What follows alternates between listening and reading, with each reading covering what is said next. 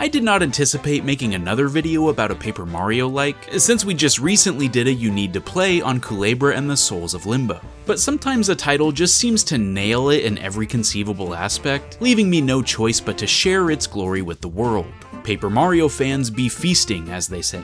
The game is called Escape from Ever After, and while Culebra managed to honor the vibe of Paper Mario without any combat, this hidden gem not only has juicy battle mechanics in droves, but also elevates all the other elements that make this series so beloved in probably the best fashion I've seen since Bug Fables, if not ever. Whether you're a mega fan of Mario RPGs like me or not, you absolutely need to play Escape from Ever After. Let's talk about it. The premise here is actually pretty cute and clever. You play as Flint Buckler, a storybook character who seems to be on the stereotypical quest to slay the evil dragon Tinder. But when arriving at her castle, Flint realizes something's a little off. Things have been taken over by a mega corporation named Ever After Inc., where they recruit other fairy tale creatures to join the world of stock valuations, increasing profits, and team synergy. Fantasy is so gauche after all. Why would you want to be the hero who saves the day when you could have a well-rounded healthcare plan and shareholders that feel like a family, you know? Flint and Tinder, oh my gosh, I just realized that pun, are understandably confused and just want their regular world back, but come to the conclusion that the only way for that to happen is to join the company and try to dismantle it from the inside, under the guise of doing tasks for your boss, Mr. Moon, another storybook character who was promoted to branch manager. I was immediately drawn into this concept. It sort of feels like the opening of Shrek, but with an even more on-the-nose modern twist. And while the one criticism I could have for this game is its relatively simple art design of the characters, that's done on purpose, because they're supposed to be generic hero and villain tropes that got invaded by capitalism. So you set off on the adventure, entering various storybooks which act as the game's chapters, meeting fun spins on childhood tales, like the 3 blind mice, who are no longer blind thanks to the company's vision coverage, and the big bad wolf, who is actually just a carefree musician named Wolfgang who always sees the best in people.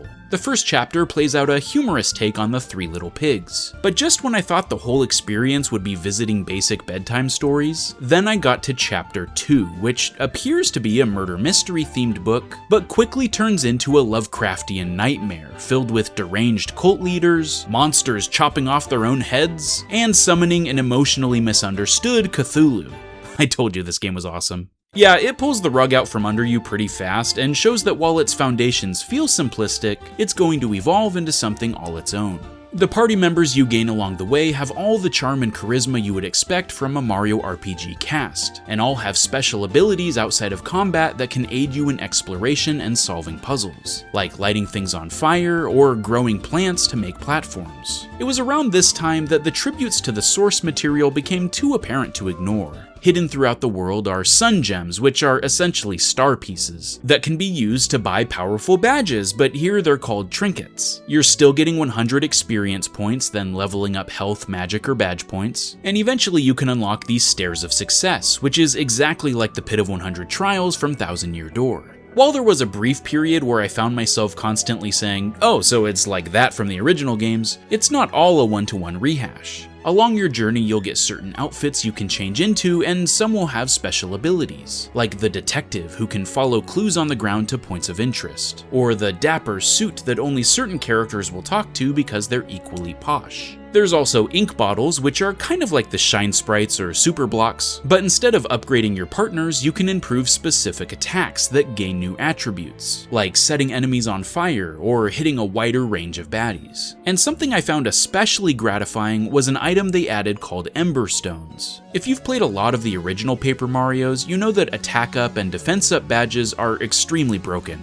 Because the damage numbers are so low, being able to decrease incoming hits or increase your own by 1 point can make a major difference. So I would always stockpile my level up bonuses into badge points and make the game a piece of cake by tacking on 1 or 2 of these things. Here, both of these badges still exist, but you can also find a blacksmith hidden deep within the castle, and if you give him an Ember Stone, he'll combine the attack and defense ups into one single badge that costs less points to equip. Ember Stones are also super rare though, and only rewarded to those that do some extra deep diving into the side content to find them. So it's a little nod to those that like these types of badges so much, but they also did an incredible job making sure that it wasn't quite as overpowered as the originals either. Yes, your attacks can do more damage, but it's only the first hit of a move, not the rest of them if you use a chain ability.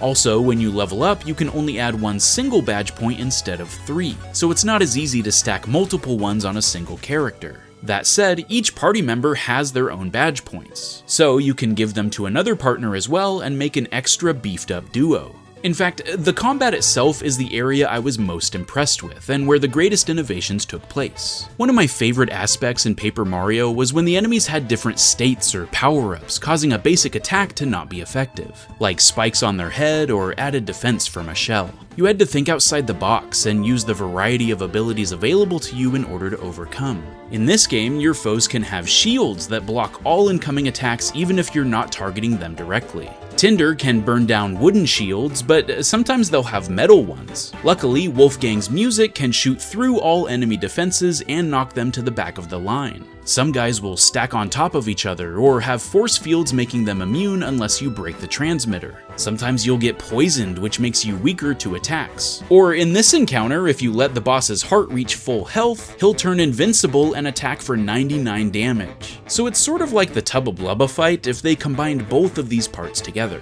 But again, there are certain abilities that can be most effective depending on the situation. And you don't have to have Flint in battle, so you could swap to any team member you'd like if it would be more beneficial.